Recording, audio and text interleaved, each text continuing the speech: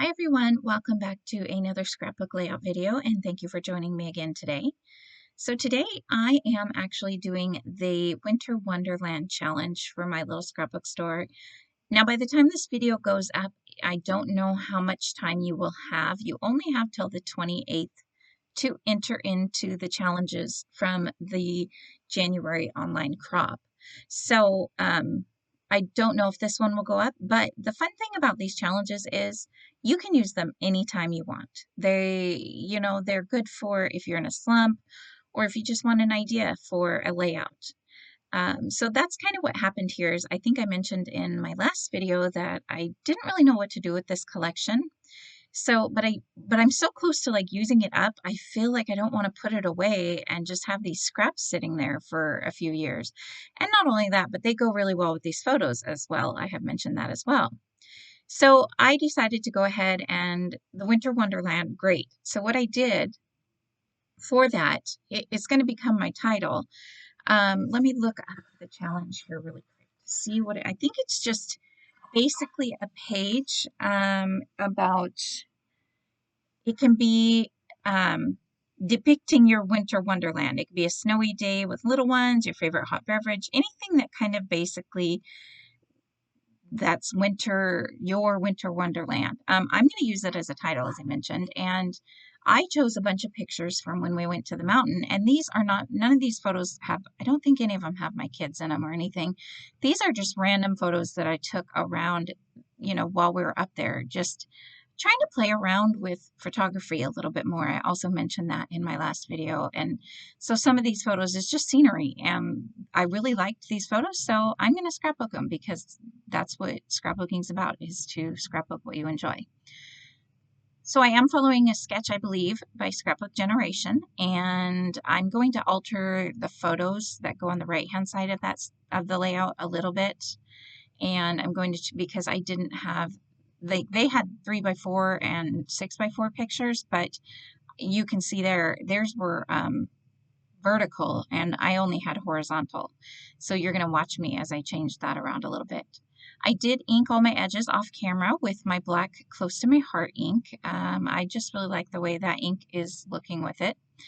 Here's an example of the photos. So there's nobody in this photo, but it's just the snow. And if you look close enough at that photo, you can actually see it sparkling just a little bit. So I really liked that photo. And just some trees. This tree here, actually, if you look closely enough, it looks like it has a face in it. So there's a couple pictures that are going to go on here that look like nature's smiley faces. And also for the background paper, the white, I'm not using a regular white cardstock, which I'm going to tell you, I have to rethink that a little bit. So when I scrapbook, most of the time, the white cardstock that I use is by Close to My Heart. And this is just, I have a pile of patterned papers that are white on one side and they have a pattern on the other side that I don't like. So, but when I glue this one down, you're going to see on the other side, when I glue the title down, because this pattern paper is kind of thin and flimsy, it kind of makes the page warp just a little bit, which I realized after a while must be the white paper, because I've never had that problem gluing my letters down before. And that only difference for this layout was the fact that I used kind of a flimsier white paper. But the reason I used it is because you can see most of it's going to be covered up. Now, this spot over here, I also changed the way they had it. I really went back and forth. I think I did take one photo and set it aside just because I couldn't get it to look right with the way the sketch was.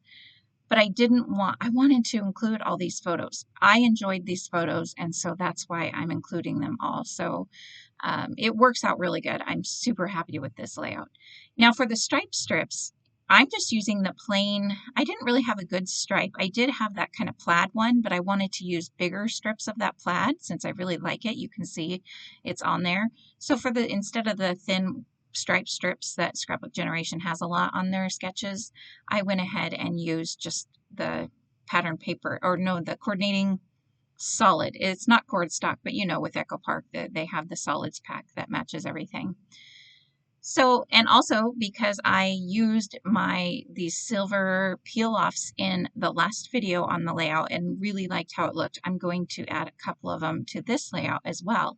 And doing it at this point is really perfect because, you know, they're not the full 12 inches, but because I can kind of tuck them underneath and I don't have to worry about them spanning the entire 12 inches. So I just put it to the top as far as it will go and trim it off and use that piece on the bottom. If you did want to use these, you can easily butt them up next to each other. I've done that on plenty of 12-inch pages and never had a problem with noticing at all that it was not one full piece. So anyways, excuse me, I'm doing lots of voiceovers today, so my voice is giving me trouble. Now I'm working on the left-hand page, obviously, and what I did with this pattern paper is I really liked the way this pattern paper looked, but there's going to be a lot of photos covering this area. Actually, I cut my photos, I want to say 3 by 5, and they had maybe 3 by 4s or something smaller. So I knew that not much of that pattern paper was going to show, but because the pattern paper is kind of like almost ombre type, you can see it there, I purposely cut that bottom inch off, knowing that's how far up the photos were going to go on the bottom. So when you see the rest of the pattern paper coming out from above the photos like here, it looks like it didn't stop. It's just continuing. I hope that makes sense because basically I didn't want to cover up all the snowy and bokeh type parts of the pattern paper there. And yeah, so that was my solution. If you don't, you know, if you want to either save paper or you want to see certain amount of the paper or certain part of the paper, go ahead and trim it up there. And I really like how that bokeh part stayed on there. Otherwise, if I hadn't done it that way, you'd see that really light blue and just some of the snow specks that are on the top of that pattern paper. Now, one thing I did do wrong is when I put that paper down, I was putting like just the teeniest 1/16 of an inch or small little tiny space of white in between each pattern paper strip. You can kind of see it between the two dark blue papers there. Well, I forgot to do that along the top, I think, or along the bottom, one of the other. I can't remember. I can't see it from here. I think I want to say it's along the top with that big piece and the plaid piece. But what I end up doing is just taking one of those peel-offs, which I was going to add to this side anyway, although it's not in the spot I was originally planning on adding it, but that's okay because the strip, the peel-off strip, I keep forgetting the names of those this time around. The peel-off strips are they cover up, so you can't even tell that that spice is there. So if you look, it's that plaid strip next to that full bigger sheet. So here's where I'm adding it. This is the spot that I was talking about. So once that's down, you don't even notice that the paper's off a little bit. And it is, you know, it does make it so the other papers are a little, you know, farther off, but because they're not right next to each other, you can't even tell. You guys probably wouldn't have even noticed if I hadn't said anything. So not too worried. The only thing that I didn't really want to add a peel-off strip there, but at least I had that as an option. So now I'm just adding the peel-off strips, and I'm just going to add a few of them. I am using the same ones that I used last time with their basically silver outsides and the middle is clear, which these are some of my favorites. If you haven't picked up any of these, I would say next time she has her free shipping sale, go ahead and pick some up. And I felt like I needed another peel off because I had originally planned on putting them at the end here on this very left-hand side. But because of the way I kind of messed up the papers, I ended up putting that one in the middle. So what I did here was I put just one of the smallest, teeniest sizes. So it's not as noticeable, but it turns out it works out pretty good.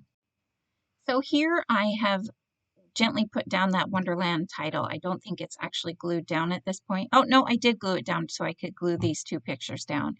I went ahead and did that off screen because, you know, they're those chipboard, so they needed some extra glue, and I didn't figure you guys wanted to sit around and watch that. But these are, again, some older thickers. So these, if you can tell, are white with stripes of silver along them. And I don't know how well you can tell that in the video, but again, I got a lot of these used up, and luckily I had all the letters I needed because I started gluing before I even checked. But they also pick up on the white from the white edges of the paper, and they pick up from the silver on the peel-offs. So now so again, I told you my title was Winter Wonderland. One thing I also did here is before I put the W down, it probably could have fit right above the other W, but for a little bit of added interest, I moved it just to the right a little bit so that the letters are not like stacked one on top of the other. So that was the photo, by the way, that I decided not to add into here. So yeah, I didn't want the photos to have a real stacked look to them. Now, playing around, and again, I've mentioned that I just don't have much left as far as, I mean, you can see those sheets. Those are all like tags and frames, and that's what came in the ephemera pack. And I like them. I just, like you guys know me and Doodlebug. I love all the little ephemera pieces that are, I would like some snowmen and some more snowflakes or things like that. I feel like because they have a frames and tags, they should have a different ephemera pack. So, but oh well, now you know that you don't need to buy both. But so playing around with those, I did have this something, it says something magical, and I didn't want to, I think it might say you are magical, but I didn't want all of the you are part. I just like the magical part. So it says winter is magical. Okay, that's why. I have the title Winter Wonderland, so I didn't really want it to say winter here because it's going to say winter in another place, and I just thought that was too many winters. So what I'm doing is I'm going to put it here, and this cluster is a little bit different of a cluster for me. So what I did was just put it so it's going to span both sides of the layout, and I will cut it eventually. And then I'm going to put this little polar bear ephemera piece kind of over the part where it says winter on the left-hand side. So I just kind of liked the way it looked. I usually wouldn't be able to use something like that, but I was happy with it. But there's also that piece up there above the two photos on the very left-hand side that says the word winter in it as well. And that's kind of why I was like, okay, how many times do I need to say winter? I did pop up, I think, one of those, and I want to say they are 3x3 or 2.5 by 2.5 photos. That's by the title Winter Wonderland. And since I popped that up, I popped the polar bear up, so I'm going to add this card that I tried to use on the last layout, and I'm going to pop it up and just glue this tag down next to it. I really like whatever the tag says. And I am going to have it overhang on the picture just a little bit, so inking the edges of these pieces as well. And at the end, I don't show it, but at the still shot photos at the end, you can see I do go find an enamel dot and I add it for the tag where you would put ribbon. I just didn't have any ribbon. I didn't want to bring ribbon into this layout at all. So I just found a dark enamel dot that kind of matches the blues in this layout in this collection. And now I'm adding snowflakes. So again, just trying to use up everything. I noticed that there was a lot of snowflakes left over, so the whole theme is Winter Wonderland, so why not use up, I think I accidentally left a couple of the snowflakes on the sticker sheet. I thought that I had them all, but I ended up, because they were so tiny and a light blue, I didn't notice. Now here, I'm super excited because this is the first of two layouts already where I pulled out my dies. You guys know that I'm not much of a stamper anymore and I'm really into dies. So usually I make alphabets, but this time, this is a die that I got within the last month too. So I'm already using something that I got recently. So I made a couple layers of each one. I will leave a link below to this die set. It's kind of a Christmassy die set. But even though it's a Christmas die set, I am going to use it for these little squirrels. I also cut out some trees. Now there's two sets and I have them together in one envelope. So I will link to both of them in case you're interested in those. But these squirrels turn out so cute. I am adding a double layer of each thing except the brown on the acorn, but it just kind of makes it a little thicker and almost like a chipboard ephemera piece.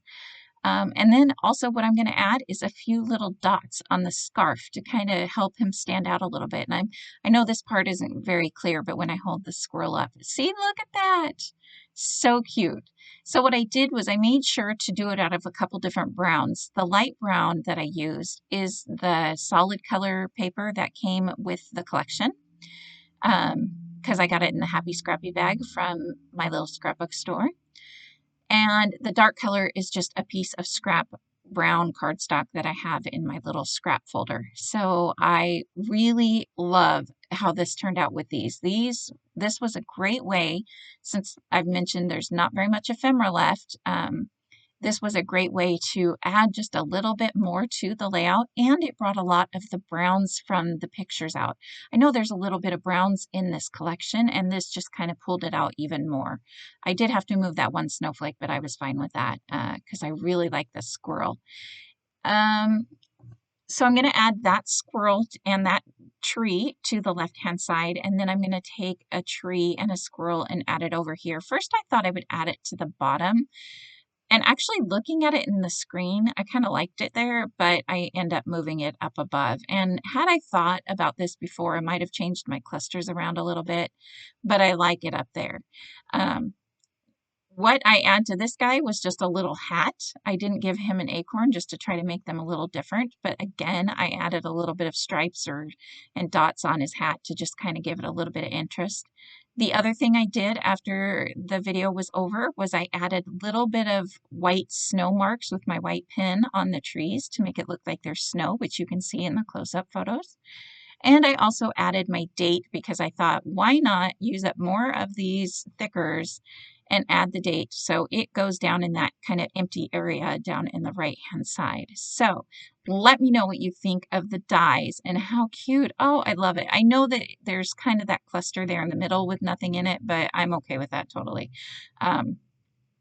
I just couldn't get anything to work, so I'm fine with that. And I love the way that the squirrels turned out. And I used up something that I've recently purchased. So, and oh, I also took a dark marker and kind of made a few marks on the squirrel. A lot of those marks were already there, kind of just as indentations, but I just kind of made them more prominent. All right, guys, I will talk to you later. Thank you so much for watching. I hope you enjoyed this video, and I will see you next time. Bye.